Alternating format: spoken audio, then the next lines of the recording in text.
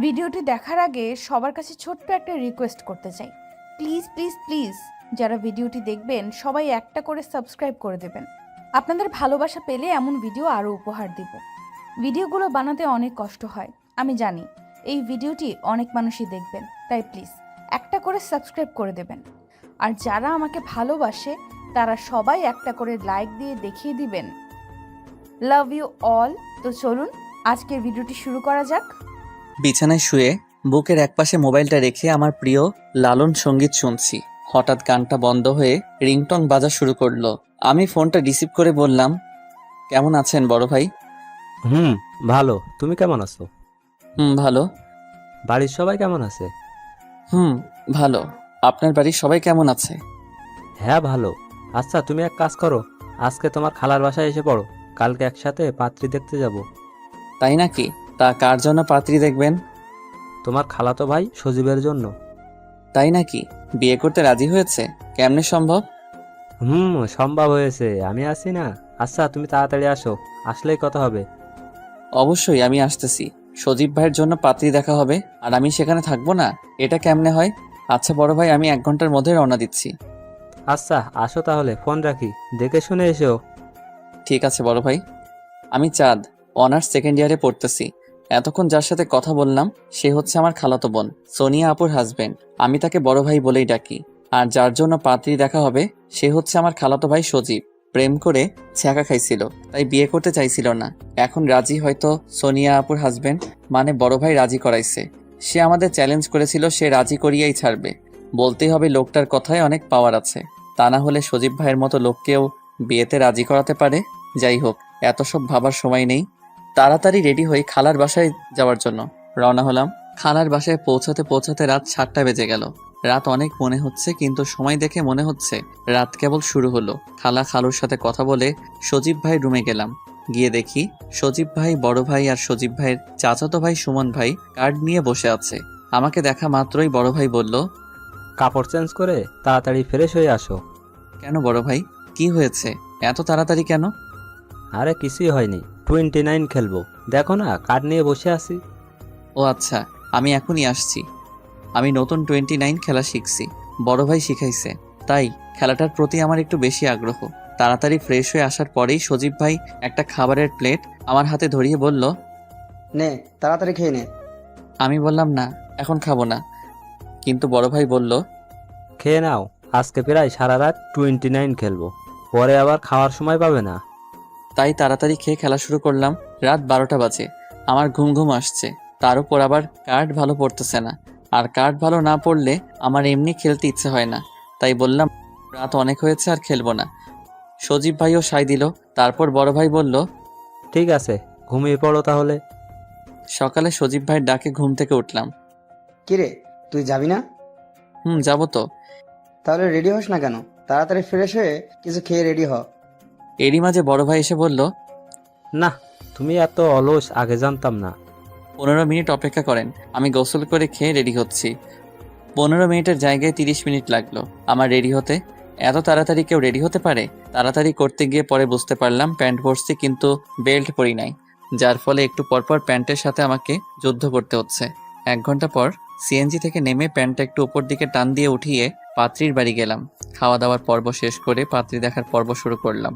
পাত্রীর ঘুমটা সরানোর পরে দেখলাম অসম্ভব সুন্দর পাত্রী। আমাদের সকলের পাত্রী পছন্দ হয়েছে। মুরব্বীরা আগেই দেখা দেখি কাজ শেষ করেছে। আমরা 3জনই বাদ ছিলাম, তাই আজকে দেখে নিলাম। চাঁদ, পাত্রী কেমন দেখলে? ভাই আমার হেভি পছন্দ হয়েছে। সজীব ভাই যদি বিয়ে না করে তাহলে আমি বিয়ে করব। কিন্তু তোমার সেই চান্স নাই। সজীবেরও পছন্দ হয়েছে, আর বিয়েটাও ফাইনাল করা হবে। তবে তোমার জন্য সুখবর আছে। তা ভাই, সুখবরটা কি? শুনলে না, তোমার ভাবির একটা ছোট বোন আছে, ওইটা তো তোমার জন্য। শুনলাম তো, কিন্তু দেখলাম না তো। যদি ভাবির মতো সুন্দর না হয়? দেখবা কেমন? মেয়েটি টাঙ্গাইল কুমুদিনী কলেজে ছাত্রী নিবাসে থাকে, তার টেস্ট পরীক্ষা চলতেছে, তাই আসতে পারেনি। আর তোমার ভাবি যেহেতু সুন্দর, তার ছোট বোনও সুন্দর হবে। এটা আপনার ভুল ধারণা। যদি বড় মেয়েটি মায়ের মতো আর ছোট মেয়েটি বাবার মতো হয় তাহলে কেমন হবে? তুমিও দেখছি দার্শনিকদের মতো যুক্তি দেখাচ্ছ।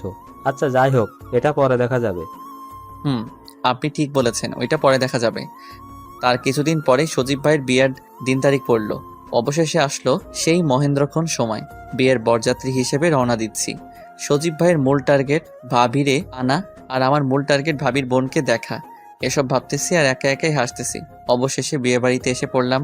বাহ, কি সুন্দর করে বিয়ের গেট সাজিয়েছে। গেটের কাছে সব সুন্দরী মেয়েরা দাঁড়িয়ে আছে। আসলে ময়দা মাখানোর যুগ তো, তাছাড়া বিউটি পার্লারের সহযোগিতায় সব মেয়েদের নায়িকা নায়িকা লাগে। হঠাৎ করে এই নায়িকাদের মাঝে অসম্ভব সুন্দরী এক পরী এসে বলতেছে, এই 10,000 টাকার 1 পয়সাও কম কেউ গেট ছাড়বি না।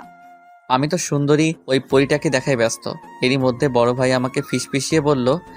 এদেরকে সামলাও তো দেখি, কি রকম বুদ্ধি তোমার। আমি বড় ভাইকে বললাম, আচ্ছা ঠিক আছে দেখেন তাহলে। আচ্ছা আপনাদের কত টাকা দিতে হবে? পরীটি বলতে লাগলো, কেন শুনতে পাননি? 10,000 টাকা। আমি মনে মনে ভাবতে লাগলাম, এ তো আস্ত এক ডাকাতনি। পরীর দেশে ডাকাতি করে, এখন মানব সাম্রাজ্যে এসে ডাকাতি করতে যাচ্ছে। আমি বললাম, কিছু কম নেওয়া যায় না? পরীটি বলল, না, 1 টাকাও কম নেওয়া যাবে না। তাহলে আর কি করার, একটা 50 টাকার বান্ডিল পরীর হাতে দিয়ে দিলাম। বাহ, কি নরম হাত রে। ইচ্ছে ছিল আর কিছুক্ষণ ধরে রাখি, কিন্তু সব ইচ্ছাই পূরণ করতে নেই। তাই হাতটি ছেড়ে দিয়ে বললাম, এখন গেট ছাড়েন। পরী বলল, না, আগে টাকা গুনে নেই তারপর। কিন্তু ওই পাশ থেকে এক চাচা এসে বলল, হইছে, এখন গেট ছেড়ে দে তোরা। মেহমানরা অনেক পথ পাড়ি দিয়ে আইছে, ওনাদেরকে একটু বিশ্রাম নিতে দে। এই মাত্র 5,000 টাকা দিচ্ছে, এটা হবে না। এভাবে মৃদু আন্দোলন শুরু হলো, কিন্তু ততক্ষণে আমরা বাড়ির ভিতরে এসে পড়েছি। আমি আবার পরীটার কাছে গিয়ে বললাম, এভাবে আন্দোলন করলে হবে না তো, 1952 সালের আন্দোলনের মতো করতে হবে। 5-7 জনকে মরতে হবে। ও সরি, এখানে মরা যাবে না, তো প্রেমে পড়া যাবে, তাই প্রেমে পড়তে হবে, তবেই তো আপনাদের আন্দোলন সফলতা পাবে। এই বলে আমি চলে আসলাম। পিছনে তাকিয়ে দেখি আমার দিকে তাকিয়ে আছে, আর রাগে শুধু কটমট করতেছে। পারলে আমাকে আস্ত গিলে ফেলবে। আমি মনে মনে ভাবতে লাগলাম, যাক, বিয়ে বাড়িতে ভালোই মজা করা যাবে। তবে পরীটি যদি ভাবির বোন হতো তাহলে আরো মজা করা যাবে। খাওয়া দাওয়ার পর্ব শেষ করে অনেকক্ষণ যাবৎ বসে আছি, তবুও ভাবির বোনকে দেখা হলো না। অবশেষে বড় ভাইকে বললাম, চলেন বড় ভাই, ভাবিকে একটু দেখে আসি, আর এর সাথে ভাবির বোনদের সাথেও পরিচিত হয়ে আসি। ও, তোমার তো আবার ভাবির বোনকে দেখা অতি জরুরি, তাই না? আচ্ছা চলো, যাই দেখি পরিচিত হওয়া যায় কিনা। আপনি যে কি বলেন না। ভাবিকে দেখতে গেলাম, সেখানেও যে পরীকে দেখা যাচ্ছে। আমরা যাওয়া মাত্রই পরীটি বলে উঠল, এখানে আপনারা কেন? না, এমনি আসলাম আপনাদের সাথে দেখা করতে, আর তাছাড়া আপনাদের সাথে পরিচিত হতে আসছি। ও, তাই বুঝি। আমি সজীব ভাইয়ের একমাত্র খালাতো ভাই, আর উনি হচ্ছে আমার আর সজীব ভাইয়ের একমাত্র দোলা ভাই। ও, আমি নীলা, আপনাদের ভাবির একমাত্র বোন। আর এরা হচ্ছে আমাদের পিচ্চি চাচাতো বোন। আমার মন তো খুশিতে লুঙ্গি ড্যান্স দিতেছে, কিন্তু তা প্রকাশ না করে ভাবির কয়েকটা পিক তুললাম। ইচ্ছে ছিল ভাবির বোনেরও পিক তুলবো, কিন্তু ভাবির বোন খুবই শেয়ানা, ভাবির সাথে দাঁড়ালো না, আর আমার পিক তোলাও হলো না। তারপর ওখান থেকে বিদায় নিয়ে আমরা চলে এলাম, এবং বড় ভাই দেখি বলতেছে, কি বলছিলাম না, তোমার ভাবির বোন তোমার ভাবির থেকে সুন্দর হবে। কি তাই হলো তো? তা তো হলো, কিন্তু বড় ভাই মেয়েটির সাথে আমি প্রেম করতে চাই, এবং অবশেষে বিয়েও করতে চাই। আপনি কিন্তু হেল্প করবেন। তা তো করা যাবে, কিন্তু মেয়েটা যদি কারোর সাথে প্রেম করে, সুন্দরী মেয়ে তো বলা যায় না। তাই তো ভাই, এটা তো আমি ভাবিনি। তবে যাই বলো, মেয়েটিকে দেখে মনে হয় না প্রেম করে। তাছাড়া আমার মন বলছে মেয়েটি প্রেম করে না। তাই যেন হয় বড় ভাই, আপনার কথা যেন বরাবরের মতো সত্যি হয়। অবশেষে বিয়ে পড়ানো শেষ হওয়ার পর ভাবিকে নিয়ে চলে যাওয়ার সময় ভাবি আর ভাবির বোনের কান্না দেখে আমার চোখেও প্রায় পানি এসে পড়েছিল। তাই এক প্রকার বাধ্য হয়ে বড় ভাইকে বললাম, বড় ভাই, ভাবিকে সজীব ভাই নিয়ে যাচ্ছে, আমি না হয় ভাবির বোন সাথীকে নিয়ে যাই। আরে এত ব্যস্ত হয়েছো কেন? বললাম না তোমার ব্যবস্থা করব, আমি আছি না, বিশ্বাস রাখো আমার উপর। তা তো রাখছি। কথাটি বলেই গাড়িতে উঠলাম। আস্তে আস্তে সবাই গাড়িতে উঠলো। আমি গাড়ি থেকে নীরাকে দেখতে থাকলাম। তার অশ্রুসিক্ত চোখগুলো গাড়ি ছেড়ে দিচ্ছে। আস্তে আস্তে চলে যাচ্ছে। এক পর্যায়ে নীলাকে আর দেখা যাচ্ছে না, তাই সামনের দিকে ঘুরে বসলাম আর ভাবতে লাগলাম কিভাবে নীলার সম্পর্কে বিস্তারিত জানতে পারি। হঠাৎ ভাবির কথা মনে হলো। একমাত্র ভাবির কাছে সব জানতে পারবো, কিন্তু ভাবিকে কথাটি বলবো কিভাবে? একটা উপায় বের করতে হবে, আর সকালেই ভাবির সাথে ফ্রি হতে হবে। এসব ভাবতে ভাবতে দেখি খালাদের বাড়িতে এসে পড়েছি। সবাই নতুন বউকে বরণ করার জন্য অস্থির হয়ে রয়েছে। তাদের এই গমগমাগম অস্থিরতা দেখে আমার দুচোখ ক্লান্ত হয়ে গেছে। তাই কোনো দেরি না করে সজীব ভাইদের একটা এক্সট্রা রুমে শুয়ে পড়লাম। সকালবেলায় ঘুম থেকে উঠে দেখি আমার পাশে আরো 3 জন শুয়ে রয়েছে। মনে মনে ভাবতে থাকলাম, এগুলো আবার আসলো কখন? বিয়ে বাড়িতে এই একটাই সমস্যা, যেখানেই শুয়ে থাকার মতো একটু ফাঁকা জায়গা পাবে সেখানেই শুয়ে পড়বে। ভাগ্যিস এখন শীতকাল, গ্রীষ্মকাল হলে তো আমার গরমে দফা রফা অবস্থা হতো, কেননা আমি আবার গরম সহ্য করতে পারি না। অতঃপর আমি বিছানা থেকে উঠে ভাই ভাবিকে খুঁজতে লাগলাম। এ কি, ওরা তো এখনো ওঠেইনি। সজীব ভাইয়ের উপর কিছুটা রাগ হতে লাগলো।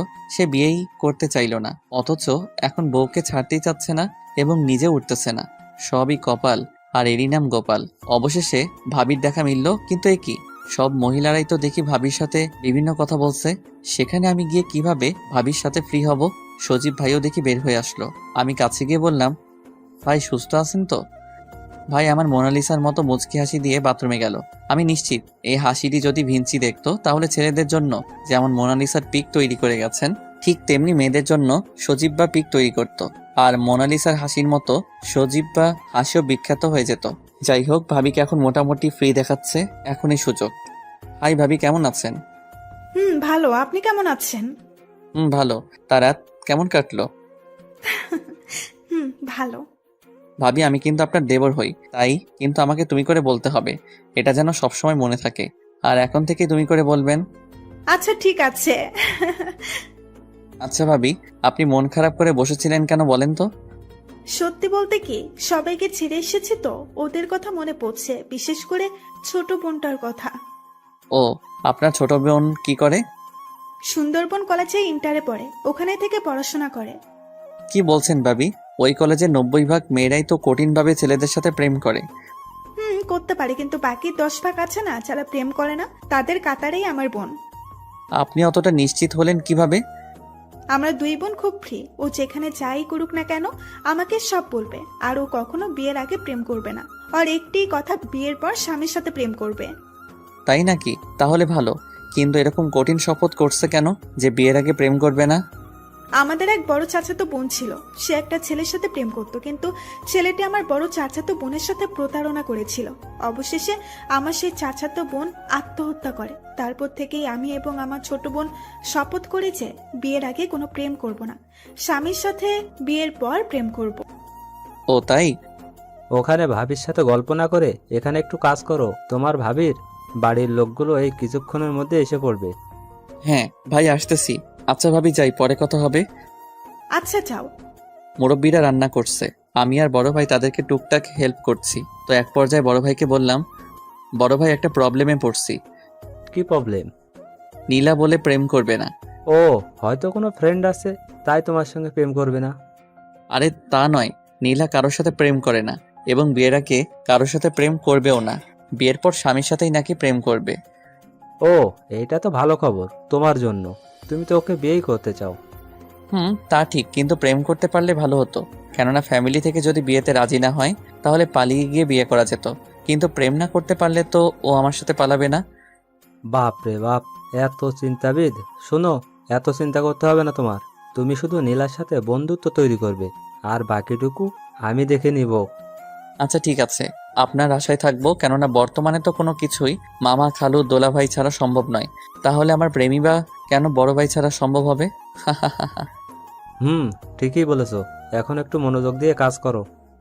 অতপর ভাবির বাড়ির লোকগুলো সবাই এসে পড়েছে। এ কি, নীলা কই? সে কি তাহলে আসেনি? ধ্যাত, কত প্ল্যানিং করলাম, সব বৃথা গেল। অবশেষে আমি বড় ভাই আর সুমন ভাই সজীব ভাইয়ের সাথে কুলদারা হিসেবে ভাবিদের সাথে চললাম। ভাবিদের বাসায় পৌঁছাতেই পৌঁছাতে রাত 8টা বেজে গেল। নীলাকে দেখলাম, বোনকে দেখে খুশিতে জড়িয়ে ধরলো। ভাবিও বোনকে জড়িয়ে কান্না করতেছে। এই কান্না হয়তো কষ্টের না, এই কান্না আনন্দের হবে। সবাই মোটামুটি ব্যস্ত হয়ে পড়লো জামাইবাবুকে নিয়ে। বড় ভাইও জামাইবাবুর সাথেই আছে, জোকের মতো। কেননা অনেকে জামাইবাবুকে বিপদে ফেলতে পারে, আর সেই বিপদটা তো বড় ভাইকে সামলাতে হবে। নীলাকে অনেকটা একা দেখতে পেলাম, তাই কাছে গিয়ে বললাম, কেমন আছেন? ভালো। আপনি কেমন আছেন? ভালো। আপনি আমাদের আনতে গেলেন না কেন? আপনারা কি আমাকে যেতে বলছেন? আমাদেরও তো আপনি আসতে বলেননি, তাও আমরা দুবার আসলাম। সত্যি বলতে কি, আমি যেতাম, কিন্তু আমার ছোট চাচাতো বোন আছে না, ওরাও আমার সাথে যেতে চাচ্ছিল। এই শীতের মাঝে ওদের নিয়ে যাওয়া অনেকটা ভেজাল মনে হলো, তাই আর কি যাওয়া হয়নি। তো অসুবিধা নেই, অন্য একদিন যাব। তারপর কে যেন নীলা বলে ডাক দিল আর চলে গেল। আর আমাকে বলে গেল পরে কথা হবে। সকালবেলা ঘুম থেকে উঠে দেখি নীলা একা একা মোবাইলে কি যেন দেখছে আর হাসছে। আমার মনে কৌতূহল জাগলো, তাই কাছে গিয়ে বললাম, আজকে আপনাকে অনেক খুশি মনে হচ্ছে, কারণটা জানতে পারি? কারণটা হচ্ছে এই ভিডিও, ধরেন দেখেন। আমি মোবাইলটা হাতে নিয়ে তো অবাক, আরে এটা তো যেদিন পাত্রী দেখতে আসছিলাম সেদিনকার ভিডিও। আমি কয়েকবার প্যান্ট নিয়ে টানাটানি করছি, সেটাও দেখি ভিডিও হয়েছে। সকাল সকাল এরকম ভাবে প্রিয়তমার সামনে আমার ইজ্জতের ফালুদা হবে, এটা তো কল্পনাও করতে পারিনি। আচ্ছা, এই ভিডিওটা হলো কিভাবে? আমার পিচ্চি চাচাতো বোনকে ভিডিও করতে বলেছিলাম, কেননা আমি আসতে পারিনি বলে তাই। আমি কি বলবো কিছু বুঝতে পারছি না। ঠিক তখনই বড় ভাই ডাক দিল আমাকে, তাই আমি বললাম আচ্ছা এখন আমি আসি, পরে কথা হবে। তারপর আর কথা হয়নি। চোখে চোখ পড়লে মুচকি হাসি দিচ্ছে শুধু। এই হাসি যে আমাকে ওই ভিডিওর কথা মনে করিয়ে দেয়, আর আমি নিজেকে নিজেই গালি দিচ্ছি। কেন যে সেদিন তাড়াতাড়ি করতে গিয়ে বেল্ট ছাড়া প্যান্ট পরেছিলাম, আর তার খেসারত এখন আমার এরকম ভাবে দিতে হচ্ছে। দুপুরের খাবারের পর বসে আছি, হঠাৎ নীলা এসে বলতেছে, বেয়াই, পান খাবেন নাকি? আমি তো অবাক। নীলা এই প্রথম আমাকে বিয়াই বলল এবং পান খাওয়ার অফার দিল। কোনোদিন পান না খাওয়া সত্ত্বেও অফারটিতে রাজি হয়ে বললাম, আপনি যদি বানায়ে আইনা দেন তাহলে খাবো, বিয়ানের পান বলে কথা। তাই বুঝি বিয়ানের হাতের পান খাওয়ার এত ইচ্ছা? ইচ্ছাটা তো ছিলই, তাছাড়া আপনি নিজে যেহেতু খাওয়াতে চাচ্ছেন তাই আপনার হাতের পান খেতে মনটা প্রবল বেগ ধারণ করেছে। ও তাই, তাহলে আমিও প্রবল বেগে আপনার জন্য একটা ঝাক্কাস পান নিয়ে আসি। কথাটি বলেই চলে গেল, আর আমি ভাবতে থাকলাম মেয়েটি গিরগিটির মতো ক্ষণে ক্ষণে রং পাল্টায়। প্রথমে দেখে মনে হচ্ছিল যে মেয়েটি একটু চঞ্চলা হবে, কিন্তু পরে মেয়েটিকে আবার দেখে এবং ভাবির কথা শুনে মনে হলো না, মেয়েটি একটু শান্ত প্রকৃতির। আবার আজকের আচরণ দেখে মনে হচ্ছে চঞ্চল টাইপেরই হবে মেয়েটি। আমাকে একটু সতর্ক থাকতে হবে। মেয়েটির মতলবটা কি, আমাকে আজ পান খাওয়াতে চাচ্ছে, এসব ভাবতেছি। আর এরই মাঝে দেখি নীলা পান নিয়ে এসে পড়েছে। এই ধরেন পান। পানটা হাতে নিয়ে দেখলাম কি কি দিছে। না, সব ঠিক আছে, জর্দা, চুন, সুপারি সবই আছে। তাই পানটি মুখে পড়ে দিলাম। কিছুক্ষণ চিবানোর পর আমার কাছে মনে হচ্ছে সবকিছু যেন ঘুরতেছে। এ কি, নীলাও যেন আমার চারিপাশ দিয়ে ঘুরতেছে। তারপর কি হয়েছে বলতে পারবো না। যখন চোখ খুলে তাকালাম দেখলাম ভাবি মাথায় পানি ঢালছে। সজীব ভাই এবং বড় ভাই আমাকে ধরে রাখছে। ভাবির আব্বা আম্মা পানি আনতেছে। আর নীলাকে দেখলাম আমার সামনে বরাবর কিছুটা চিন্তাগ্রস্ত হয়ে আমার দিকে তাকিয়ে আছে।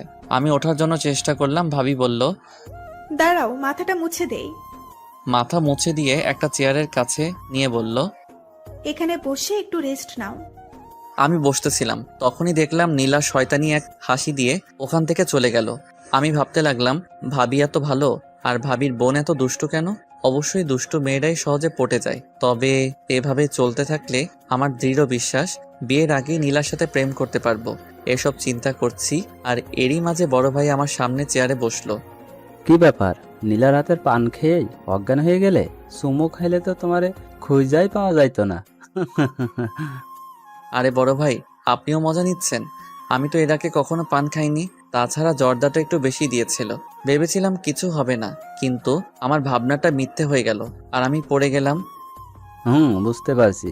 তো শোনো, প্রেম করতে গেলে এরকম ছোট ছোট কষ্ট করতেই হয়, আর তাছাড়াও অনেক কিছু স্যাক্রিফাইস করতে হবে, বুঝছো? বুঝতে পারলাম। আমরা কথা বলতেছিলাম আর এরই মাঝে দেখি নীলা সজীব ভাইকে নিয়ে এসে আমাদেরকে বলছে, চলেন আপনাদেরকে আমাদের গ্রামটা একটু ঘুরিয়ে দেখাই। বড় ভাই বলল, খারাপ হবে না, চলো গ্রামটা একটু ঘুরে আসি। গ্রামের ভিতরে রাস্তা দিয়ে হাঁটতেছি। রাস্তাটির দুপাশে সারি সারি লাগানো গাছ, আর দুপাশে অনেক বিস্তৃত এলাকা জুড়ে হলুদ সরিষা ফুলের সমারোহ রাস্তাটির সৌন্দর্য আরো বৃদ্ধি করেছে। এরকম মনোমুগ্ধকর পরিবেশ পছন্দের মানুষের সাথে উপভোগ করার সুযোগ পেয়ে মনটা খুশিতে বাকবাকুম করতেছে। বড় ভাই বলে উঠল, চলো সরিষা খেতে কয়েকটা ফটো তোলা যাক। আমিও তার কথায় সায় দিলাম। আমরা একসাথে সেলফি তুলতে চাইলাম, কিন্তু নীলা আসলো না। আমি আমাদের তিনজনের কয়েকটি ফটো তুললাম। অনেক আশা নিয়ে নীলাকে বললাম, আপনি একাই দাঁড়ান, আপনার একটা ফটো তুলি। আসলে আমি ফটো তুলি না, এমনকি কেউ যদি ফটো তুলতে বলে তাহলেও আমার অ্যালার্জি হয়। কথাটি শুনিয়া সজীব ভাই এবং বড় ভাই উভয়ই অট্ট হাসিতে মেতে উঠল।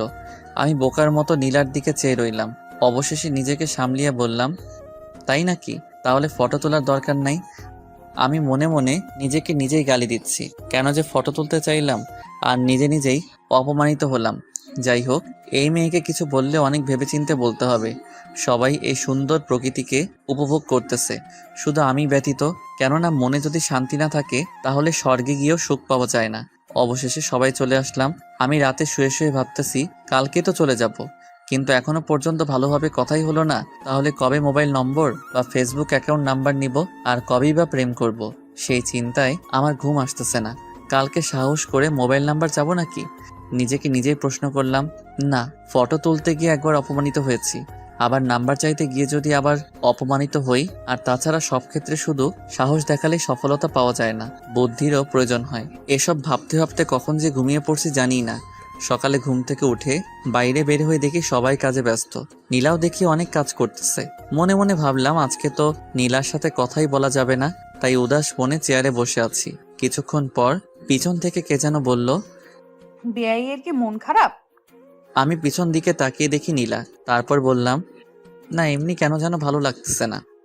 ও আচ্ছা, আমি যাই, আমার অনেক কাজ করতে হবে। এটা বলেই নীলা চলে গেল। দেখতে দেখতে বিকেল হয়ে গেল। সবাই রেডিও হয়েছে, আমিও রেডি হয়েছি বাড়িতে যাওয়ার জন্য।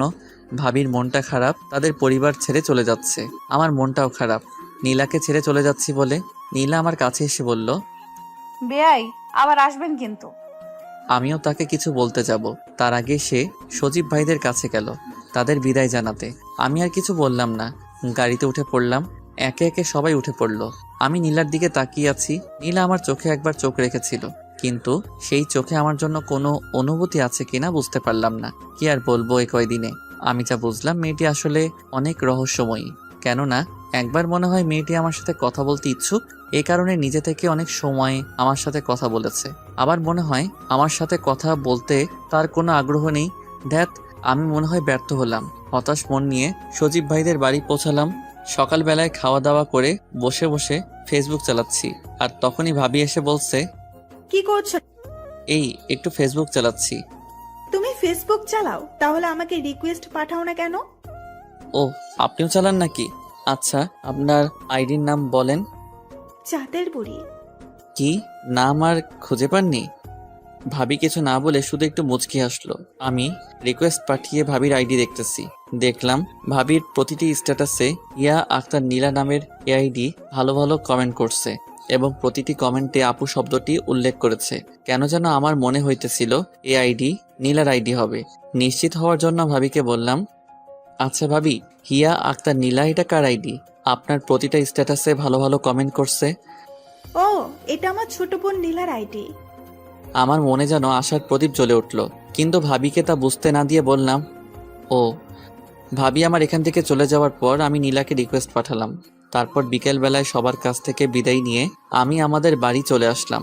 রাতে ফেসবুকে ঢুকে দেখলাম অ্যাকসেপ্ট করে নাই। পরপর 3 দিন দেখলাম তাও অ্যাকসেপ্ট করে নাই। আমার খুব রাগ হলো, তাই এসএমএস করলাম, আমি আপনাকে ফ্রেন্ড রিকোয়েস্ট পাঠাইছি, প্রেমপত্র পাঠাইনি যে এত ভাব ধরতে হবে। এসএমএসটি পাঠিয়ে ঘুমিয়ে পড়লাম। সকালে ঘুম থেকে উঠে ফেসবুকে ঢুকে দেখলাম নীলা ফ্রেন্ড রিকোয়েস্ট অ্যাকসেপ্ট করছে এবং একটা এসএমএসও দিচ্ছে। এসএমএসটি এরকমের ছিল, আসলে কি জানেন, আমি এখন পর্যন্ত কোনো ছেলের আইডি আমার কোনো ফেসবুক ফ্রেন্ড করিনি, এমনকি অপরিচিত কোনো মেয়েও ফ্রেন্ড লিস্টে নেই। তাই একটু দ্বিধায় আছিলাম। প্লিজ রাগ করেন না, আপনার রিকোয়েস্ট কিন্তু অ্যাকসেপ্ট করেছি। আমি কিছুই লিখলাম না, শুধু সিন করে রাখলাম। আর মনে মনে ভাবতে লাগলাম, যাক একটু রাগ দেখিয়ে কাজ হয়েছে। তারপর ফ্রেশ হয়ে আমি কলেজের দিকে রওনা হলাম। মনটা অনেক খুশি, যেন বিশ্ব জয় করে ফেলেছি। অবশ্যই আমি মনে করি একটা নারীর মন জয় করা বিশ্ব জয় করার চেয়ে কম নয়। পরক্ষণে ভাবতে থাকলাম, ও তো আমার ফেসবুক ফ্রেন্ড হয়েছে, গার্লফ্রেন্ড তো হয়নি, তাহলে আমার মন এত খুশি কেন? মন মুচকি হেসে আমাকে বলল, আরে বোকা, গার্লফ্রেন্ড হয়নি তো হয়ে যাবে, এত চিন্তা করিস কেন? আমি মনের সাথে সহমত প্রকাশ করে খুশি মনে কলেজে আড্ডা দিয়ে বাড়ি চলে আসলাম। রাতে ফেসবুকে লগ ইন করে নীলাকে খুঁজতে থাকলাম। হ্যাঁ, অনলাইনে দেখতে পাচ্ছি, কিন্তু এসএমএস দিব কিনা ভাবতেছি। আর এরই মাঝে দেখি একটা এসএমএস এসে পড়েছে। হ্যাঁ বেআই, কেমন আছেন? ভালো। আপনি কেমন আছেন? ভালো। বাড়ির সবাই কেমন আছে? ভালো। আপনার বাড়ির সবাই কেমন আছে? ভালো। তারপর আমি তার মেসেজের জন্য অপেক্ষা করতেছিলাম, কিন্তু মেসেজ দিচ্ছে না। তাই আমি নিজেই মেসেজ দিলাম, এখন কি করেন? কিন্তু কোনো রিপ্লাই আসে না। পরক্ষণেই দেখতে পেলাম সে অনলাইনে নেই। মেয়েটার ওপর খুব রাগ হলো, কেননা কোনো কিছু না বলে অনলাইন থেকে চলে যাওয়ার কোনো মানে হলো? মেয়েটাকে বিয়ে করতে পারলে এর শাস্তি সুদে আসলে তখন দিব। পরের দিন সকালবেলা নীলাকে অনলাইনে দেখতে পেলাম, তাই মেসেজ দিলাম, গুড মর্নিং। সিন করেছে অথচ কোনো অ্যান্সার দিচ্ছে না। দীর্ঘ 3 মিনিট পর একটা এসএমএস দিল, গুড মর্নিং। এতক্ষণ পর? ও সরি, এক বান্ধবীর সাথে কলেজের বিষয়ে কথা বললাম। কেন, কলেজে কোনো সমস্যা হয়েছে? আরে না, আজকে কলেজে যাওয়ার কথা ছিল, কিন্তু আম্মু এত করে আজকের দিনটা থেকে যাওয়ার কথা বললো, তাই বাধ্য হয়ে থাকতে হলাম। আচ্ছা, শুনেছি আপনাদের বাসা নাকি খুলনা সিটিতেই? খুলনা নিরালা 27 নম্বর রোড। এখান থেকে আপনাদের কলেজে যেতে অটোতে 15 মিনিট সময় লাগে, হালকা জ্যাম থাকা সত্ত্বেও। ও তাই, ভালো। অনেকক্ষণ হলো কোনো SMS পাচ্ছি না। হ্যালো, আছেন কি? না, মেয়েটি আবার হুট করে চলে গেছে।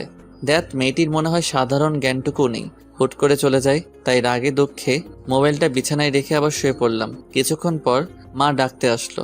কলেজে যাবি না? না, আজকে কলেজে ক্লাস হবে না। ও তাহলে ভালোই হলো। তোর আব্বু তোকে মার্কেটে যেতে বলেছিল, কিন্তু আমি না করেছিলাম। তুই কলেজে যাবি বলে, তাহলে এখন নাস্তা করে যা। আমি মার্কেটে গিয়ে কি করব? আর তাছাড়া টাকা দিয়ে লোক রেখেছে, তারা কি করে? তোর আব্বুর সাথে যে লোকটা কাপড়ের দোকানে থাকে, সে বিয়ে করার জন্য ছুটি নিয়েছে। আর কসমেটিক্সের দোকানে 3 জনের মধ্যে একজনের মা নাকি খুব অসুস্থ, এ কারণে ছুটি নিয়েছে।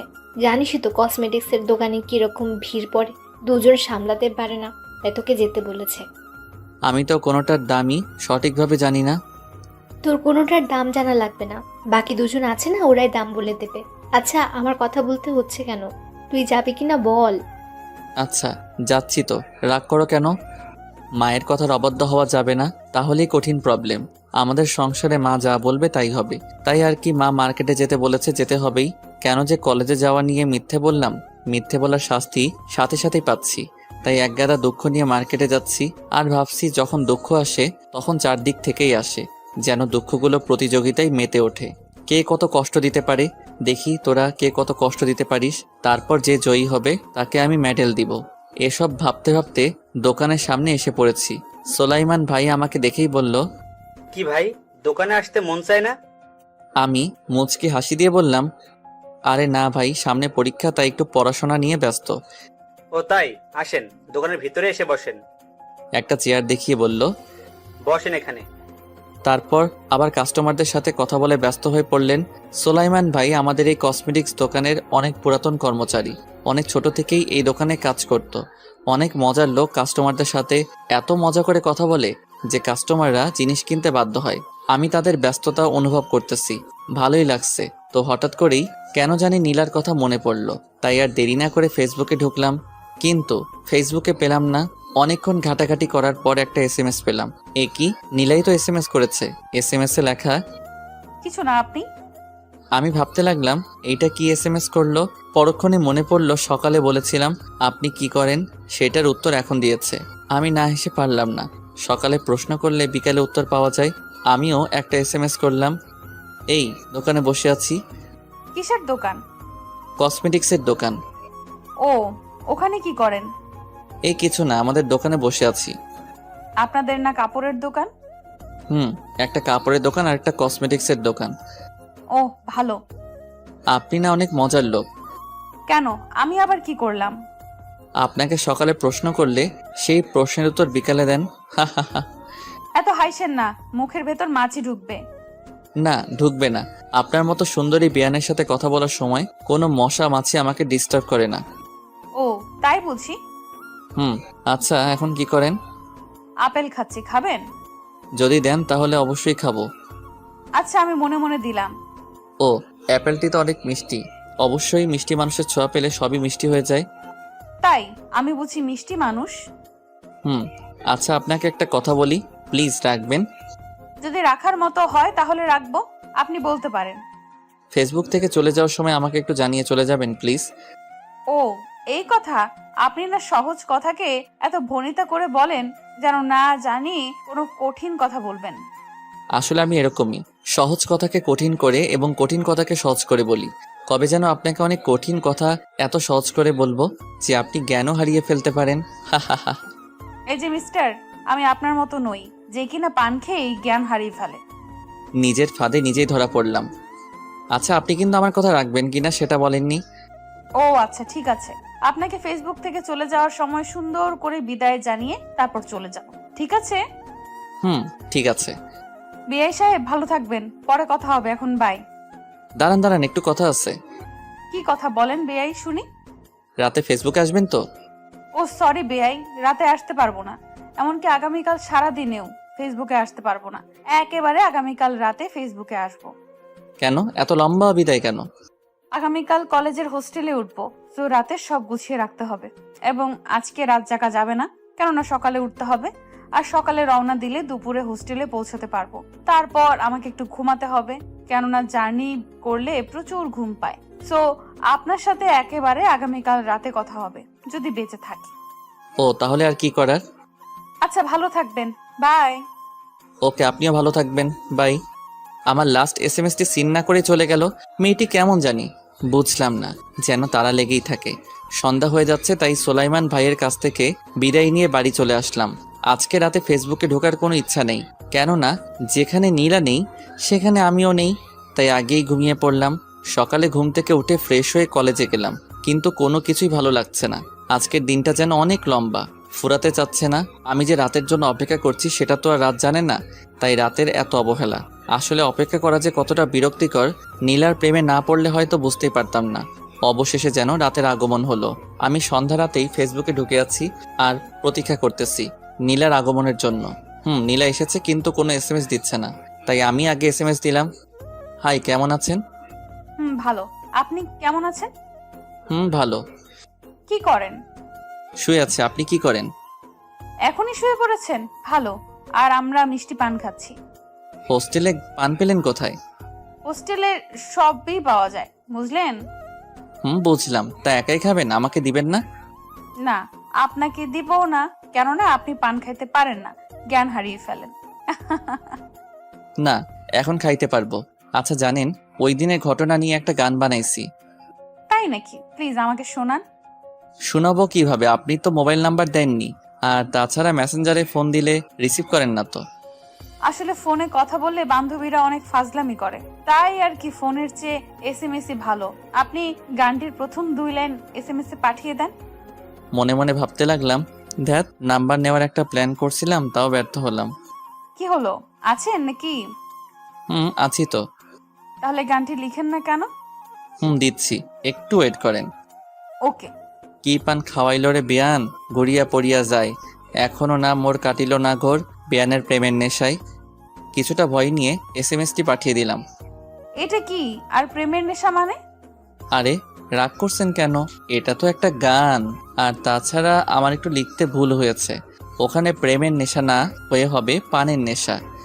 ও তাই বলেন? অনেক সাহস জাগিয়ে বললাম। আচ্ছা, এতে রাগের কি আছে? আমরা কি প্রেম করতে পারি না? আর প্রেম করলে অসুবিধা কোথায়? অনেক অসুবিধা। আমি বিয়ের আগে কোনো প্রেমে বিশ্বাসী নই, আর আমি আপনাকে ভালো একটা বন্ধু ভাবি, এর বেশি কিছু নয়। আরে আমি তো আপনার সাথে একটু ফান করলাম, আপনার সাথেই তো একটু ফান করব, তাই না? তা ঠিক। আচ্ছা, ভালো থাকবেন, পরে কথা হবে, বাই। Okay, by. তারপর আর কি, ঘুমিয়ে পড়লাম। সকালে ফেসবুকে ঢুকেই দেখলাম নীলা গুড মর্নিং জানিয়েছে, আমিও গুড মর্নিং জানালাম। কিছু সময় পর, বিআই সাহেব কেমন আছেন গো? এসএমএসটি দেখে আমার মনটা আবার খুশিতে ভরে গেল, তাই বললাম, ভালো। আপনি কেমন আছেন গো? তারপর শুরু হলো আমাদের অনেক কথা। এরপর ভাবে আমরা প্রতিদিন রাত 7টা থেকে কথা বলা শুরু করতাম, 9টা বা 9:30 পর্যন্ত। তারপর আবার সকালে 1 ঘন্টা কথা বলতাম। এটা যেন আমাদের প্রতিদিনকার রুটিন হয়ে গেল। অবশ্যই কথাগুলো বলতাম উভয় বন্ধু হিসেবে, এবং হালকা রোমান্টিক হতো বেয়াই হিসেবে। ভালোই চলতেছিল দিনগুলি। হঠাৎ করে একদিন আমার মা সন্ধ্যায় অসুস্থ হয়ে পড়ে। তারপর সাথে সাথে তাকে হসপিটালে নেই। সেই দিন সারা রাত হসপিটালে ছিলাম। অবশেষে আল্লাহর অশেষ রহমতে আমার মা সুস্থ হয়, কিন্তু ডায়াবেটিস, হাই প্রেশার এগুলো তো আছেই। মা যখন আমাকে বলে, আমি মনে হয় আর বেশি দিন বাঁচবো না রে, তখন আমার এতটা কান্না পায়। তারপর আবার রাগও করি আর বলি, তুমি এরকম কথা বলো কেন? বাংলাদেশে অধিকাংশ লোকই এখন ডায়াবেটিস, হাই প্রেশারের মতো প্রবলেমে ভুগতেছে। এটা কন্ট্রোল করতে পারলেই হলো। বেশি চিন্তা করবা না, আর প্রতিদিন ব্যায়াম করবা, তাহলে ঠিক হবে। মা তখন একটু হাসি দিয়ে বলল, আচ্ছা ঠিক আছে। মায়ের হাসি মুখখানা দেখে আমারও মনটা ভালো হয়ে গেল। সন্ধ্যা রাতে বিছানায় শুয়ে ফেসবুকে ঢোকার সাথে সাথেই টুনটুন করে বেজে উঠল। দেখি নীলা এসএমএস করেছে, হাই। তারপর আবার একটি দিয়েছে। আপনি ফেসবুকে আসেন না কেন? কিন্তু এসএমএস গুলো ছিল 2 দিন আগের রাত্রে। তারপর নীলা ফেসবুকে আসেনি, তাই আমি তাড়াতাড়ি লিখলাম যে মা অসুস্থ ছিল, তাই আমি 2 দিন ফেসবুকে আসতে পারিনি। Sorry for this, please pardon me. তোমাকে অন্তত জানানো দরকার ছিল। এসএমএসটি পাঠানোর একদিন পর দেখি নীলা ফেসবুকে এসেছে এবং আমাকে এসএমএসও করেছে। It's okay. আচ্ছা, আপনাকে একটা কথা বলতে চাই। বলেন। আপনি আর আমাকে এসএমএস করবেন না, আর আপনি এসএমএস করলেও আমার কোনো অ্যান্সার পাবেন না। কিন্তু কেন? আমি যদি আপনাকে কোনো কষ্ট দিয়ে থাকি তাহলে আমাকে প্লিজ মাফ করে দেন। আমি আপনার সাথে কথা না বলে থাকতে পারবো না। না, আপনি আমাকে কোনো কষ্ট দেননি, কিন্তু আমার এই সিদ্ধান্ত আমার এবং আপনার উভয়ের জন্যই ভালো। প্লিজ আর কিছু জানতে চাবেন না। ভালো থাকবেন, বাই। সত্যি বলতে কি জানেন, আমি আপনাকে অনেক ভালোবাসি, কিন্তু আপনি সেদিন রাগ করলেন, তাই আমি আপনার সাথে বন্ধু হয়ে থাকতে চাইলাম। কেননা আপনার সাথে কথা বলতে পারবো বলে, কিন্তু বন্ধু হয়েও রইলেন না। ঠিক আছে, ভালো থাকবেন। লোকে একটা কথা বলে, মদ খা, গাঁজা খা, তবু প্রেম করিস না। কথাটি আমার জন্য উপদেশমূলক ছিল, কিন্তু আমি তা পালন করতে পারিনি। এখন থেকে তাই করব, মদ খাবো, গাঁজা খাবো, তাও কোনো প্রেম করব না, এমনকি বিয়েও করব না।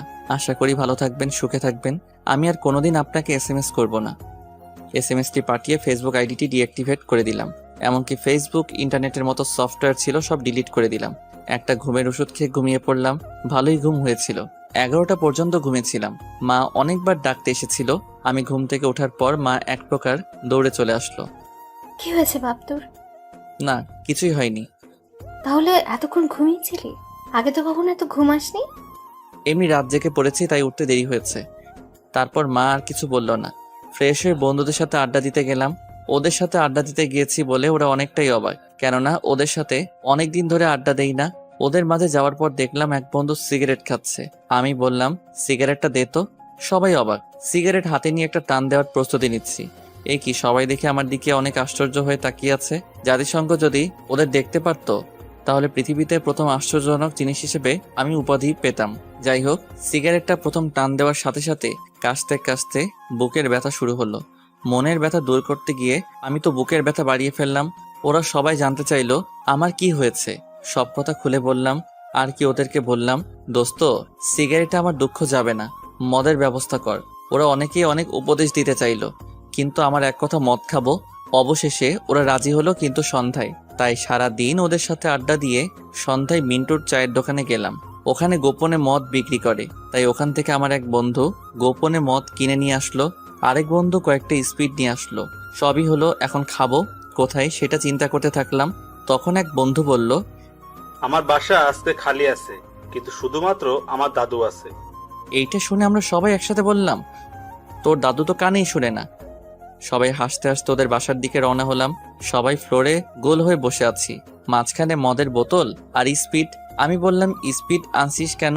এক বন্ধু বলল, তুই তো নতুন, সরাসরি মদ খেতে পারবি না, তাই স্পিডের সাথে মিশিয়ে খেতে হবে। আমি এমনি খেতে পারবো। তাই মদের বোতল থেকে কিছু অংশ কাপে ঢেলে মুখের কাছে নিতেই কেমন যেন গন্ধ আসলো। আমি ভাবতে লাগলাম, মানুষ কেন এগুলো খায়? পরক্ষণেই মনে হলো আমার দুঃখ দূর করতে হবে, তাই দেরি না করে পুরোটাই মুখে দিয়ে গিলে ফেললাম। এ কি, আমার গলার ভিতর দিয়ে যেন আগুন যাচ্ছে। আমি কিছুক্ষণ নিথর হয়ে রইলাম, তারপর সাহস করে বললাম, দে, আবার খাবো। ওরা কাপে কিছুটা মদ ঢেলে সাথে স্পিডও দিল। কাপটা হাতে নিলাম, দেখি হাত কাঁপতেছে। তারপরে মুখে নিয়ে খেয়ে ফেললাম। এক বন্ধু বলল, এই রে, কাম সারছে, টক আনা হয়নি। রাফি যদি মাতলামি করে তাহলে টক খাওয়াতে হবে। আরেক বন্ধু বলল, তাহলে বসে আছিস কেন? যা নিয়ে আয়। আরে আমার কাছে টাকা নাই তো, সবার টাকা দিয়েই তো মদ আর স্পিড কেনা হলো। রাফি, তোর কাছে টাকা আছে? আমি পকেটে হাত দিয়ে টাকা বের করে দিলাম। আরে কি করছিস? এটা তো মোবাইল দিলি। ও দাঁড়া। আবার আরেক পকেটে হাত দিয়ে বললাম, এখন নেই। তারপরও চলে গেল। আমার আরেক বন্ধু বলল, এই, তোর মোবাইলে তোর আব্বু 35 বার কল দিয়েছে, তোর আম্মু 40 বার কল দিয়েছে, বড় ভাই দিয়ে সেভ করা নাম্বারটি 7 বার কল দিয়েছে, আর ধর এখন আন্নার নাম্বার দিয়ে কে যেন কল করছে। ও আচ্ছা, দে। রিসিভ করতে গিয়ে কেটে দিয়েছি। তারপর আবার কল করলো। এবার রিসিভ করার সাথে সাথে অপর পাশ থেকে বলা শুরু করলো, হ্যালো, আমি নীলা। আপনি এখন কোথায় আছেন? এখনো বাসায় যাননি কেন? আমিও নেই নাই। হ্যালো হ্যালো আপনি কি মদ খাচ্ছেন? হ্যালো হ্যালো ও একটু কাজে ব্যস্ত, আপনি পরে ফোন দেন। কিন্তু তোরা সবাই নাচছিস কেন? হা হা, দৌড়াচ্ছিস কেন? ধর, এই নে, এটা টক, খা, ভালো লাগবে। তোরা খা। না, তোর খাওয়া প্রয়োজন। এটা কি দিলি রে, এত মিষ্টি কেন? রোজ 10টা বাজে চলে যেতে হবে। তোর মাতলামি ঠিক হয়েছে? ওই মাতলামি করলাম, এখন যাই রে। একা যেতে পারবি তো? পারবো বলেই চলে আসলাম। বাসায় আসার পর দেখলাম দরজা খোলা, মা আব্বা উভয় বসে আছে। আমি কাউকে কিছু না বলে আমার রুমে ঢুকে শুয়ে পড়লাম। তবে অনেক আশ্চর্য হলাম, কেউ কিছু বলল না। অনেক ঘুম পাচ্ছে, তাই ঘুমিয়ে পড়লাম। সকালে ঘুম থেকে উঠে আরো আশ্চর্য হলাম, আব্বা বাসায় আছে। কেননা আমি সহজে আব্বাকে সকালে বাসায় দেখি না। মা এসে বলে গেল তাড়াতাড়ি ফ্রেশ হয়ে নিতে। আমি কিছু বললাম না।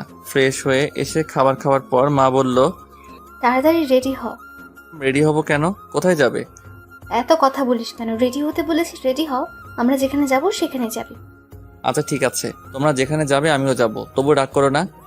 আমি আব্বু এবং মা যাচ্ছি। কোথায় যাচ্ছি তা জানি না। রাস্তাটি কেমন পরিচিত লাগছে। ও হ্যাঁ, এটা তো নীলার গ্রামের রাস্তা। আচ্ছা, ওখানে যাচ্ছি না তো? নিজেকে নিজেই প্রশ্ন করলাম। কি জানি, কিচ্ছু বুঝতেছি না, সব গরমিল লাগছে। আচ্ছা, আমি যে নীলাকে ভালোবাসি সেটা কি মা আব্বু জেনে গেছে? আর জানলো কিভাবে? ধরলাম তারা যেভাবেই হোক জেনেছে, কিন্তু সেখানে যাচ্ছে কেন? কোনো অঘটন ঘটনা ঘটেনি তো? না, তা হবে কেন? আমি তো নীলাকে কষ্ট দেইনি, বরং নীলাই আমাকে কষ্ট দিয়েছে। দেখ কি সব আবল তাবল কথা চিন্তা করতেছি। হয়তো অন্য কোনো জায়গায় বা অন্য কোনো কাজে আমাকে তারা নিয়ে যাচ্ছে।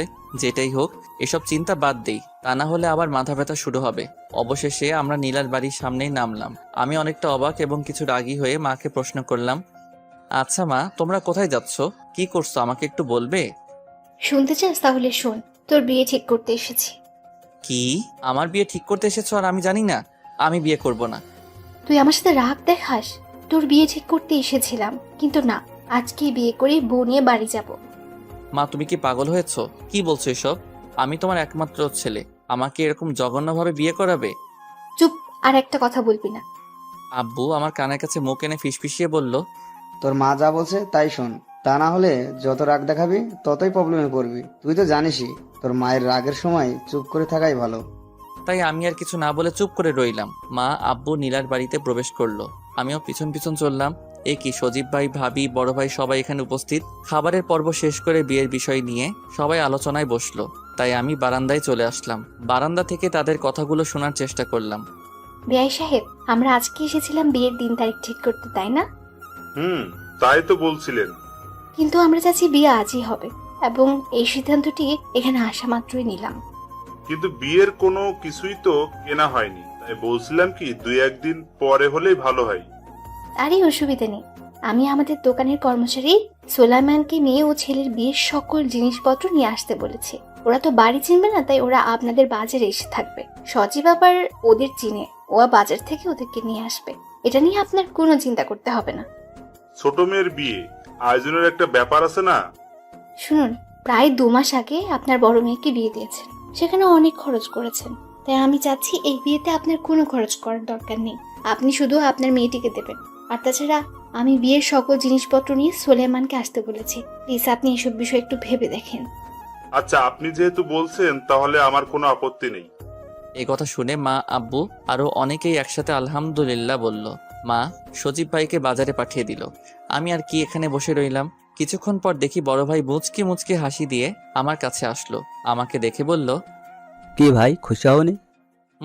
খুশি হয়েছি, তবে আমি চাচ্ছিলাম বিয়েটা অনার্স পাস করেই করব, কিন্তু তার হলো না। তাছাড়া আরো একটা ইচ্ছা ছিল, প্রেম করে বিয়ে করার। সবার সব ইচ্ছা পূরণ করা যায় না, তাছাড়া স্যাক্রিফাইস বলে একটা কথা আছে। আর তুমি জানো না, কিছু পেতে হলে কিছু দিতে হয়। তাই নীলাকে তুমি পাচ্ছ, বিনিময়ে বিয়ের আগে প্রেমটা ছেড়ে দিতে হচ্ছে। তাছাড়া তোমাদের উভয়কে পড়ালেখা করতে হবে। তারপরেও যদি বিয়েটা 1 মাস পিছিয়ে দিতে পারতেন তাহলে ওর সাথে বিয়ের আগে প্রেম করতে পারতাম। প্লিজ আপনি একটু দেখেন না। আচ্ছা, তুমি কি চাও নীলাকে তুমি হারিয়ে ফেলো? কি বলছেন এসব? আমি নীলাকে হারাতে চাবো কেন? আমি তো ওকে বিয়ে করতেই চাই, কিন্তু বিয়ের আগে একটু প্রেম করতে চেয়েছি। কেননা বন্ধুরা বলেছে লুকিয়ে লুকিয়ে প্রেমে নাকি অনেক মজা, তাই আর কি। আরে বিয়ের পরের প্রেম, ওটাই আরো বেশি মজা। তোমার যে বন্ধুরা এসব কথা বলে, তারা কি বিয়ে করেছে? তারা বিয়ের পরের প্রেম বুঝবে কেমনে? আর তারপরও তুমি যদি চাও তাহলে আমি খালাম্মাকে বলে দেখি কি বলে। তবে মনে রেখো, বিয়ে ভেঙে গেলে আমার আর কিছু করার থাকবে না। কেননা খালাম্মা বেশি রেগে গেলে বিয়েটা ক্যান্সেল হয়ে যেতে পারে। পরে দেখা যাবে আমও হারালে সালাও হারালে। না থাক, বিয়ের পরই প্রেম করব, তাও নীলাকে হারানো যাবে না। আচ্ছা বড় ভাই, আপনারা কিভাবে কি করলেন যে মা সহজে আমাকে এত তাড়াতাড়ি বিয়ে করাতে রাজি হয়েছে? ও তাহলে শোনো এই রহস্যময় কাহিনী। তুমি নীলার সাথে ফেসবুকে লাস্ট SMS করেছিলে তুমি জীবনেও প্রেম করবে না, বিয়েও করবে না, সিগারেট খাবে, মদ খাবে, তাও প্রেম করবে না, কারণ তুমি নীলাকে ভালোবাসতে। সেটা নীলা বুঝেও না বুঝার ভান করে তোমার সাথে কথা বলা বন্ধ করতে চেয়েছিল, তাই না? আপনি জানলেন কেমনে? প্রেমের কথা গোপন রাখা যায় না।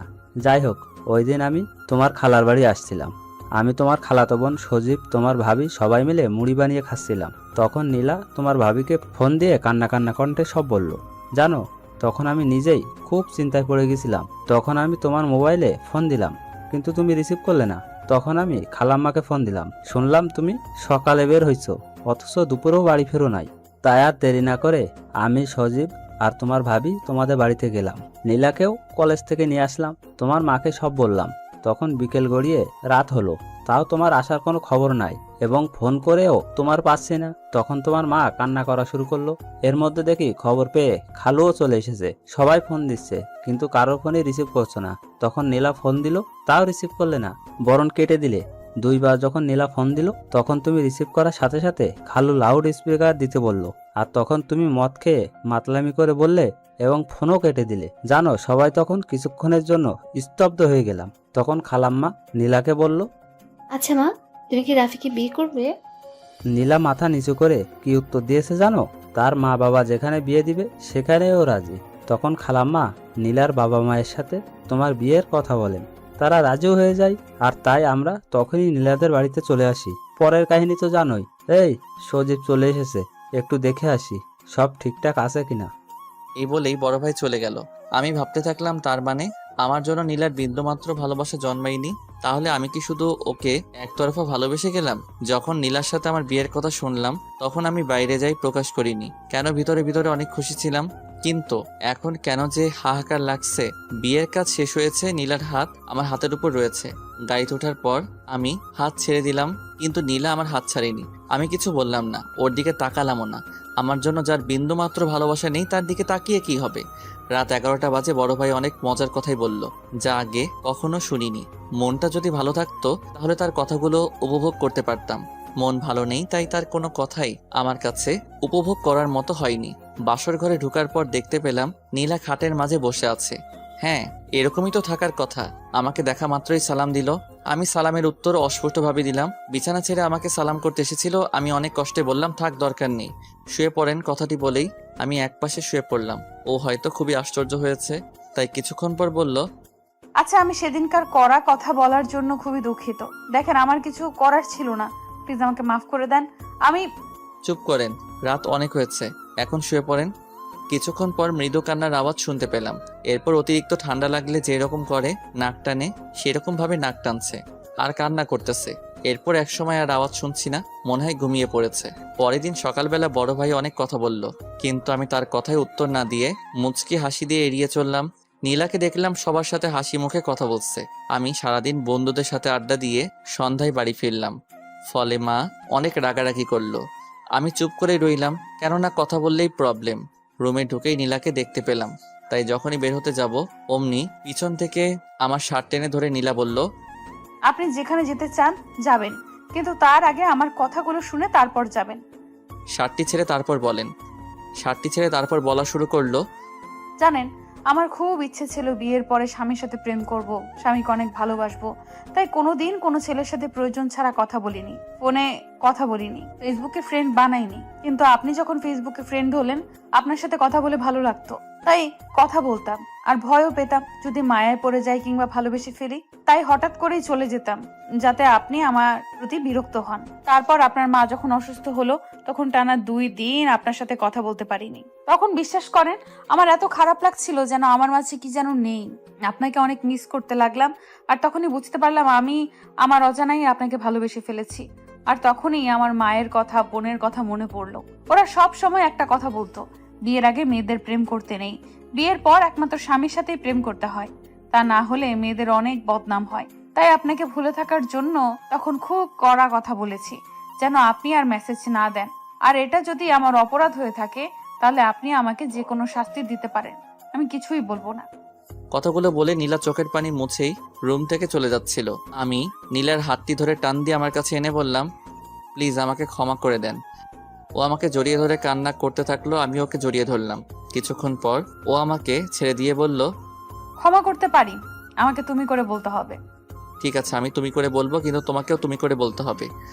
আচ্ছা ঠিক আছে। নীলা শোনো, বাসরাতটি তো আমাদের রাগ অভিমানে কেটেছে, কিছুই করতে পারিনি, তাই আজকে আমাদের বাসরাত হবে, কি বলো? যা দুষ্টু কোথাকার। সকালে শুয়ে আছি, নীলা আমাকে ডাক দিয়ে তার ভেজা চুলগুলো ছেড়ে দিয়ে ড্রেসিং টেবিলের সামনে বসে কপালে একটি টিপ দিয়ে সাজতেছে। আমি দৃশ্যটি দেখে টেবিল থেকে ডায়েরি নিয়ে একটা কবিতা লেখা শুরু করলাম। নীলা আমার দিকে তাকিয়ে বলল, এই কি করছো? তোমার জন্য একটা কবিতা লিখলাম। তাই নাকি? একটু শোনাও না প্লিজ। আচ্ছা তাহলে শোনো।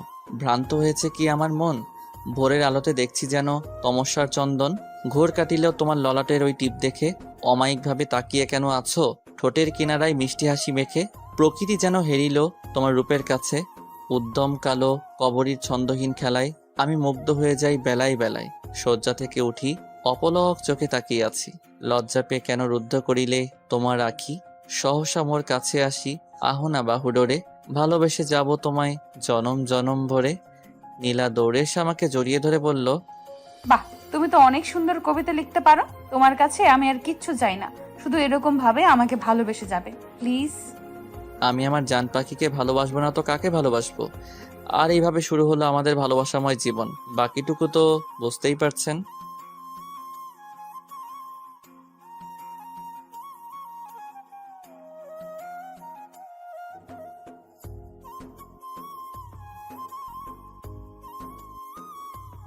বিছানায় শুয়ে বুকের একপাশে মোবাইলটা রেখে আমার প্রিয় লালন সঙ্গীত শুনছি। হঠাৎ গানটা বন্ধ হয়ে রিংটং বাজা শুরু করলো। আমি ফোনটা রিসিভ করে বললাম, কেমন আছেন বড় ভাই? ভালো। তুমি কেমন আছো? ভালো। বাড়ির সবাই কেমন আছে? ভালো। আপনার বাড়ির সবাই কেমন আছে? হ্যাঁ ভালো। আচ্ছা তুমি এক কাজ করো, আজকে তোমার খালার বাসায় এসে পড়ো, কালকে একসাথে পাত্রী দেখতে যাব। তাই নাকি? তা কার জন্য পাত্রী দেখবেন? তোমার খালাতো ভাই সজীবের জন্য। তাই নাকি? বিয়ে করতে রাজি হয়েছে? কেমনে সম্ভব? সম্ভব হয়েছে, আমি আছি না। আচ্ছা তুমি তাড়াতাড়ি আসো, আসলেই কথা হবে। অবশ্যই আমি আসতেছি। সজীব ভাইয়ের জন্য পাত্রী দেখা হবে আর আমি সেখানে থাকবো না? এটা কেমনে হয়? আচ্ছা বড় ভাই, আমি 1 ঘন্টার মধ্যে রওনা দিচ্ছি। আচ্ছা আসো তাহলে, ফোন রাখি, দেখে শুনে এসো। ঠিক আছে বড় ভাই। আমি চাঁদ, অনার্স 2nd ইয়ারে পড়তেছি। এতক্ষণ যার সাথে কথা বললাম সে হচ্ছে আমার খালাতো বোন, সোনিয়া আপুর হাজবেন্ড। আমি তাকে বড় ভাই বলেই ডাকি। আর যার জন্য পাত্রী দেখা হবে সে হচ্ছে আমার খালাতো ভাই সজীব। প্রেম করে ছ্যাঁকা খাইছিল, তাই বিয়ে করতে চাইছিল না। এখন রাজি, হয়তো সোনিয়া আপুর হাজবেন্ড মানে বড় ভাই রাজি করাইছে। সে আমাদের চ্যালেঞ্জ করেছিল, সে রাজি করিয়াই ছাড়বে। বলতেই হবে লোকটার কথায় অনেক পাওয়ার আছে, তা না হলে সজীব ভাইয়ের মতো লোককেও বিয়েতে রাজি করাতে পারে। যাই হোক, এত সব ভাবার সময় নেই। তাড়াতাড়ি রেডি হয়ে খালার বাসায় যাওয়ার জন্য রওনা হলাম। খালার বাসায় পৌঁছাতে পৌঁছাতে রাত 7টা বেজে গেল। রাত অনেক মনে হচ্ছে, কিন্তু সময় দেখে মনে হচ্ছে রাত কেবল শুরু হলো। খালা খালুর সাথে কথা বলে সজীব ভাই রুমে গেলাম। গিয়ে দেখি সজীব ভাই, বড় ভাই আর সজীব ভাইয়ের চাচাতো ভাই সুমন ভাই কার্ড নিয়ে বসে আছে। আমাকে দেখা মাত্রই বড় ভাই বলল, কাপড় চেঞ্জ করে তাড়াতাড়ি ফ্রেশ হয়ে আসো। কেন বড় ভাই, কি হয়েছে? এত তাড়াতাড়ি কেন? আরে কিছুই হয়নি, 29 খেলবো, দেখো না কার্ড নিয়ে বসে আছি। ও আচ্ছা, আমি এখনই আসছি। আমি নতুন 29 খেলা শিখছি, বড় ভাই শিখাইছে, তাই খেলাটার প্রতি আমার একটু বেশি আগ্রহ।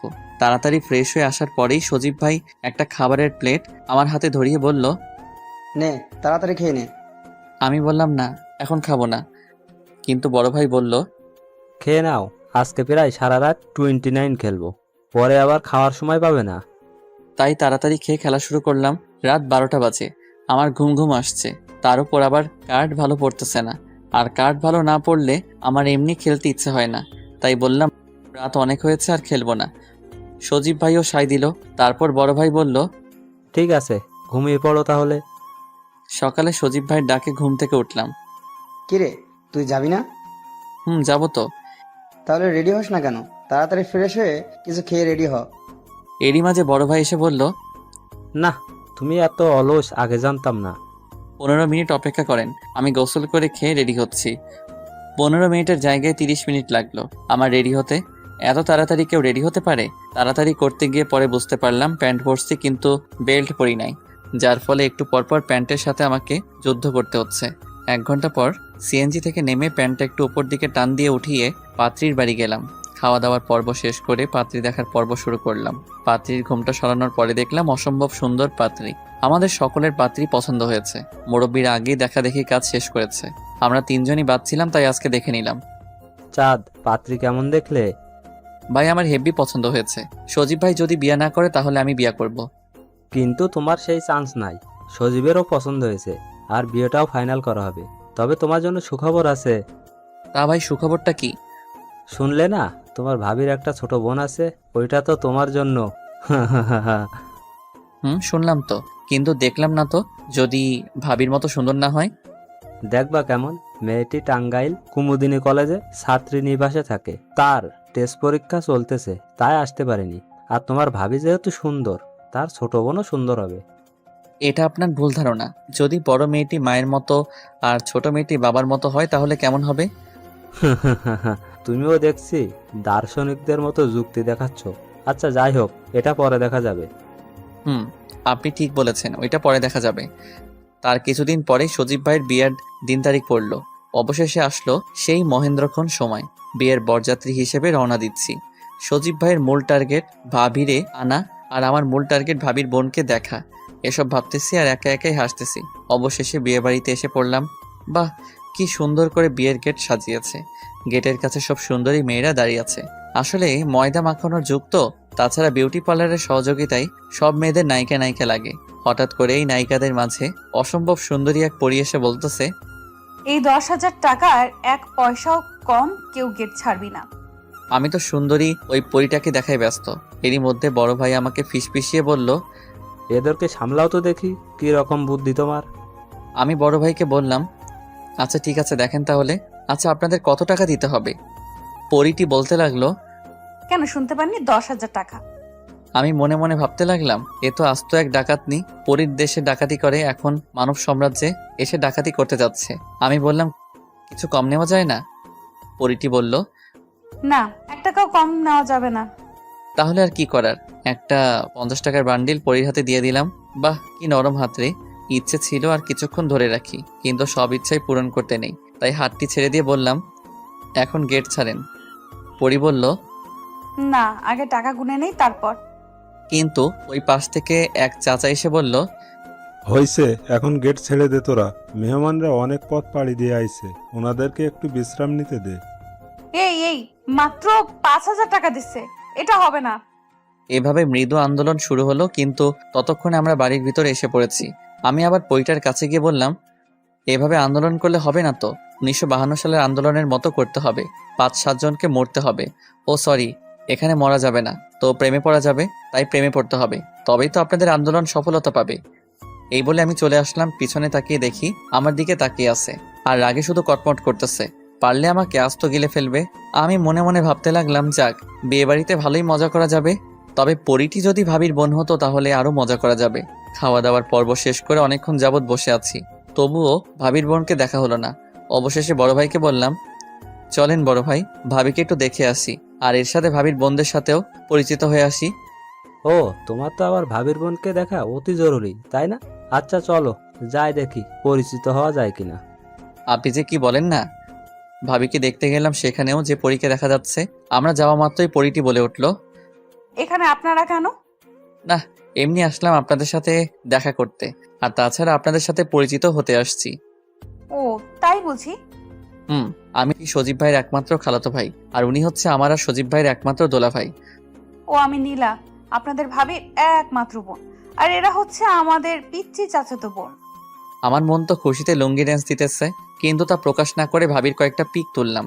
ইচ্ছে ছিল ভাবির বোনেরও পিক তুলবো, কিন্তু ভাবির বোন খুবই শেয়ানা, ভাবির সাথে দাঁড়ালো না, আর আমার পিক তোলাও হলো না।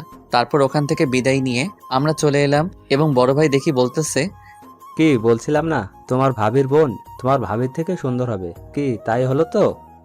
তা তো হলো, কিন্তু বড় ভাই মেয়েটির সাথে আমি প্রেম করতে চাই, এবং অবশেষে বিয়েও করতে চাই। আপনি কিন্তু হেল্প করবেন। তা তো করা যাবে, কিন্তু মেয়েটা যদি কারোর সাথে প্রেম করে, সুন্দরী মেয়ে তো বলা যায় না। তাই তো ভাই, এটা তো আমি ভাবিনি। তবে যাই বলো, মেয়েটিকে দেখে মনে হয় না প্রেম করে। তাছাড়া আমার মন বলছে মেয়েটি প্রেম করে না। তাই যেন হয় বড় ভাই, আপনার কথা যেন বরাবরের মতো সত্যি হয়।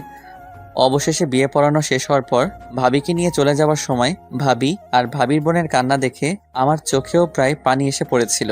তাই এক প্রকার বাধ্য হয়ে বড় ভাইকে বললাম, বড় ভাই, ভাবিকে সজীব ভাই নিয়ে যাচ্ছে, আমি না হয় ভাবির বোন সাথীকে নিয়ে যাই। আরে এত ব্যস্ত হয়েছো কেন? বললাম না তোমার ব্যবস্থা করব। আমি আছি না, বিশ্বাস রাখো আমার উপর। তা তো রাখছি। কথাটি বলেই গাড়িতে উঠলাম। আস্তে আস্তে সবাই গাড়িতে উঠলো। আমি গাড়ি থেকে নীরাকে দেখতে থাকলাম। তার অশ্রুসিক্ত চোখগুলো গাড়ি ছেড়ে দিছে। আস্তে আস্তে চলে যাচ্ছে। এক পর্যায়ে নীলাকে আর দেখা যাচ্ছে না। তাই সামনের দিকে ঘুরে বসলাম আর ভাবতে লাগলাম কিভাবে নীলার সম্পর্কে বিস্তারিত জানতে পারি। হঠাৎ ভাবির কথা মনে হলো। একমাত্র ভাবির কাছে সব জানতে পারবো, কিন্তু ভাবিকে কথাটি বলবো কিভাবে? একটা উপায় বের করতে হবে। আর সকালেই ভাবির সাথে ফ্রি হতে হবে। এসব ভাবতে ভাবতে দেখি খালাদের বাড়িতে এসে পড়েছি। সবাই নতুন বউকে বরণ করার জন্য অস্থির হয়ে রয়েছে। তাদের এই গমগমাগম অস্থিরতা দেখে আমার দু চোখ ক্লান্ত হয়ে গেছে। তাই কোনো দেরি না করে সজীব ভাইদের একটা এক্সট্রা রুমে শুয়ে পড়লাম। সকালবেলায় ঘুম থেকে উঠে দেখি আমার পাশে আরো 3 জন শুয়ে রয়েছে। মনে মনে ভাবতে থাকলাম, এগুলো আবার আসলো কখন? বিয়ে বাড়িতে এই একটাই সমস্যা, যেখানেই শুয়ে থাকার মতো একটু ফাঁকা জায়গা পাবে সেখানেই শুয়ে পড়বে। ভাগ্যিস এখন শীতকাল, গ্রীষ্মকাল হলে তো আমার গরমে দফা রফা অবস্থা হতো, কেননা আমি আবার গরম সহ্য করতে পারি না। অতঃপর আমি বিছানা থেকে উঠে ভাই ভাবিকে